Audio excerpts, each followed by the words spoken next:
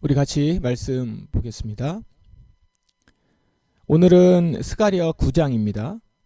먼저 지금 스가랴서를 우리가 읽고 있는데, 스가랴서는 이제 끝에서 두 번째 있는 예언서죠. 구약 성경 끝에서 두 번째 있는 예언서. 이제 이 성경과 다음에 말라기서까지 읽으면 이제 구약 성경이 끝납니다. 스가랴서는 소예언서, 12소 예언서 중에서 꽤나 긴 예언서입니다. 14장이나 되니까요. 전체적으로는 돌아오라라고 하는 초청으로 시작을 해서 성전 재건과 공동체 회복을 격려하고 있고, 마지막에는 메시아의 오심과 여호와의 날의 완성을 이렇게 바라봅니다. 스가랴서 전체 구성은 1장에서 6장은 환상이 중심이 돼서 백성들에게 전하시고자 하는 여러 내용이 담겨져 있고, 7장과 8장은 예언자가 전하는 메시지로 언약적 순종과 회복에 대한 내용을 다룹니다. 그리고 9장에서부터 14장은 메시아에 대한 예언과 여호와의 날의 완성에 대한 예언이 이렇게 나오고 있습니다.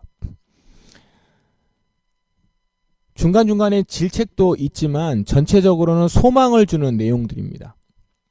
이런 내용들은 스가랴가 활동하던 시기와도 연관되어 있을 겁니다.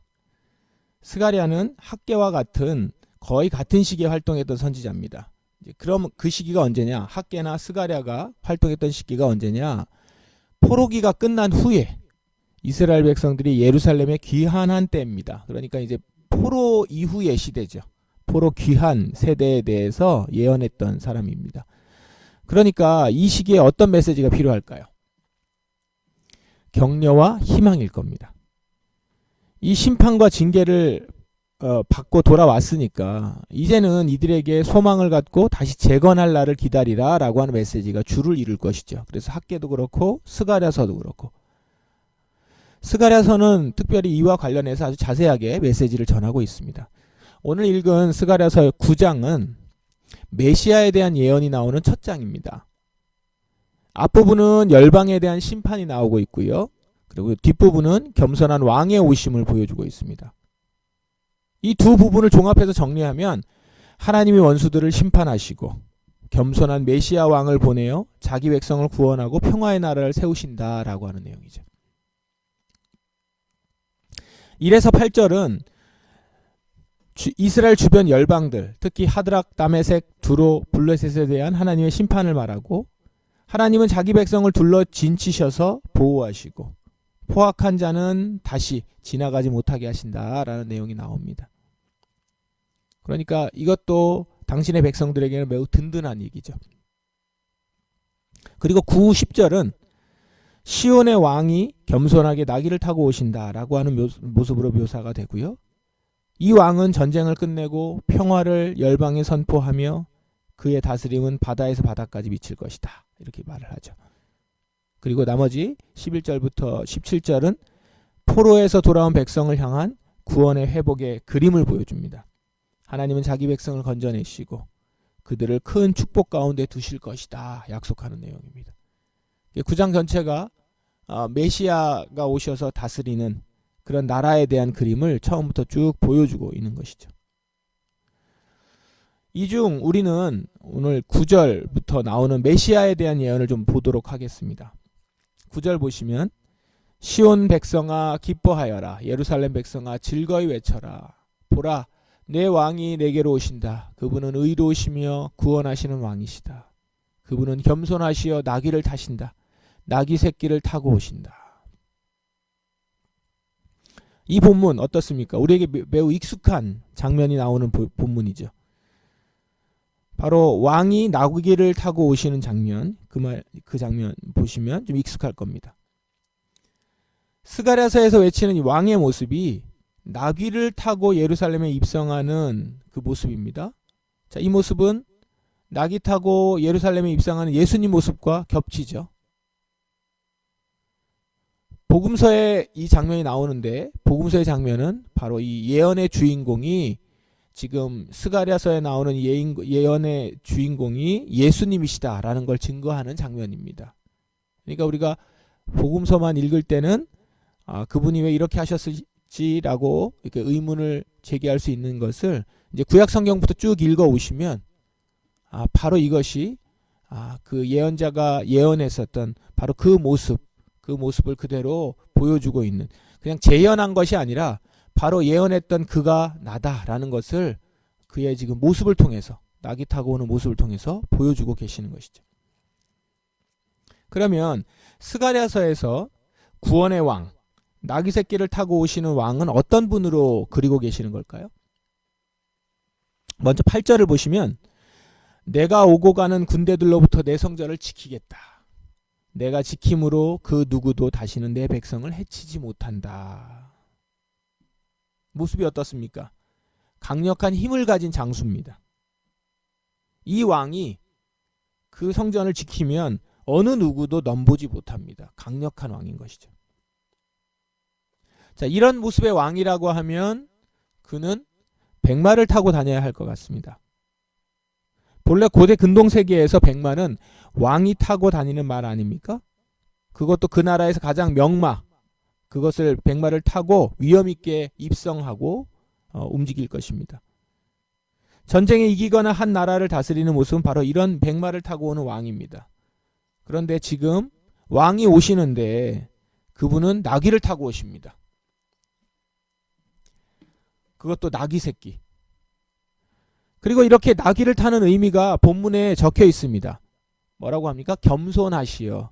겸손하시어 나귀를 타신다. 이렇게 얘기하죠. 9절에 보시면. 즉 나귀 또는 나귀 새끼를 탄 왕은 전쟁의 왕이 아니라 겸손으로 통치하시는 왕을 말합니다. 강력한 힘과 그것으로 자신의 성전을 지키시지만 그 힘을 자기 백성에게 쓰지 않으신다. 그 힘을 무력을 위해서 그리고 다른 것들을 물리치기 위해서가 아니라 지키기 위해서 쓰신다라는 것이죠. 이어지는 10절의 본문을 보시면 내가 에브라임에서 전차들을 없애겠고 예루살렘에서 말들을 없애겠다. 전쟁에서 쓰이는 활들은 부러질 것이다. 그 왕이 나라들에게 평화를 말할 것이다. 이렇게 얘기하죠. 자, 이 왕은 전차나 말과 활, 이게 전쟁 무기들이거든요. 전쟁 무기들을 끊어버리고 그 나라에 평화를 가져온다는 것이죠. 힘과 폭력이 아니라 겸손과 정의와 평화로 다스리는 왕, 그 모습을 보입니다. 자, 얼마나 우리가 바라는 왕입니까? 세계 곳곳에 터지는 전쟁을 보며 폭력을 보며 정말 이 모든 전쟁과 폭력을 끊어버리는 왕이 얼마나 기다려집니까? 우리는 그 왕을 오늘도 기다립니다. 스가랴 선지자가 전하는 오실 메시아는 바로 전쟁과 폭력, 죄와 죽음을 끝내고 평화와 의, 용서와 생명을 주는 왕이십니다. 그리고 이 메시아는, 이 왕은 500년 후에 그 땅에 오셨습니다. 예수님은 자신이 바로 그 메시아임을 나귀 새끼를 타고 들어오시면서 드러내신 것이거든요. 그리고 정말 그렇게 행하셨습니다. 어떤 방식으로요? 십자가의 방법으로요. 사람들이 그를 모함하고 폭력으로 누르고 조롱과 멸시를 퍼부었지만 예수님은 십자가를 지며 끝까지 평화와 용서를 놓지 않으셨죠. 그리고 그렇게 십자가에서 죽었습니다. 그리고 그런 그를 하나님은 다시 살리셨습니다. 예수님의 부활은 세상의 힘과 폭력이 결코 예수님을 이기지 못함을 보여준 것입니다. 십자가로 세상의 무기들을 꺾으신 것입니다. 예수님은 그렇게 참 생명은 십자가와 용서와 사랑으로 온다는 것을 선포하셨습니다. 참 회복이 무엇인지를 보여주신 것입니다. 오늘 본문은 우리가 지난 주일에 나눴던 말씀을 더 분명히 볼 수 있게 해줍니다. 지난 주일에 나눴던 말씀이 뭡니까? 악에 동화되지 않고 선으로 악을 이기라. 선으로 악을 이기는 삶 아닙니까? 오늘 스가랴서에서 나온 그 메시아의 모습이 바로 그 모습 아닙니까? 강력한 힘을 가졌으나 겸손한 모습. 전차와 말과 활을 꺾고 평화를 놓지 않는 모습. 악을 분명히 알기 때문에 그것을 제거하고 악이 다가오는 것을 막아냅니다. 그러나 결코 그들과 동화되지 않습니다. 그리고 그 가운데 선으로 악을 이깁니다. 평화와 또한 의로움과 자신의 모습은 나귀 새끼를 타고 오는 모습으로 겸손한 모습을 놓지 않는 삶. 주님이 이 땅을 회복하실 때 그 나라를 다스릴 왕은 바로 평화와 겸손과 의로움으로 세상을 정복하고 다스릴 것입니다. 그런데 그 방법, 바로 십자가의 방법입니다. 이 땅의 악에 동화되지 않고 악에 악으로 반응하지 않으며 선으로 악을 이기는 모습으로 말입니다. 스가랴의 예언이 예수 그리스도를 통해 성취되었습니다. 그리고 온전하게 그것이 끝까지 이루어지는 길로 지금 가고 있습니다. 그리고 마침내 주님이 다시 오실 때는 완전한 그 나라, 주께서 그렇게 다스리는 나라가 될 것입니다. 그러므로 우리는 이제 이 예수 안에서 이 스가랴서의 예언을 품을 수 있습니다.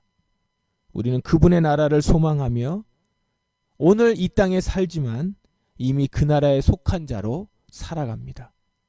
그리고 그렇게 삶을 또한 이끌어갑니다. 그러므로 오늘 우리가 이렇게 기도하는 겁니다. 주님, 제가 땅을 밟고 사는 이 땅에 오늘도 오셔서 우리를 지켜주소서. 칼과 창과 활을 꺾으시고 사랑과 용서가 가득한 평화를 제게 주소서. 제가 살아가는 동안 주님의 다스림을 이 땅에 드러내는 삶이 되게 하소서. 악이 난무한 곳에 선을 행하게 하시고 이를 위해 요구되는 십자가의 죽음을 기꺼이 감당할 수 있는 자 되게 하소서. 그렇게 선으로 악을 이기며 거룩한 주님을 닮아 살게 하소서. 오늘 나귀를 타고 오시는 우리 예수님, 그 예수님을 묵상합시다. 의로우시며 구원하시는 왕, 그가 전쟁에서 쓰이는 활들을 부러뜨리고 말들을 없애며 전차들을 깨뜨릴 것입니다. 그리고 그 가운데 평화를 가져올 것입니다.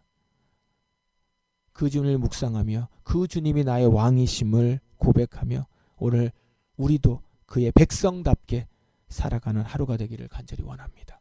각자의 자리에서 주님 닮은 모습으로 살아갈 수 있도록 악에 동화되지 않고 선으로 악을 이기는 삶을 살 수 있기를 간절히 소망하며 이 아침 기도하는 시간 되기를 원합니다.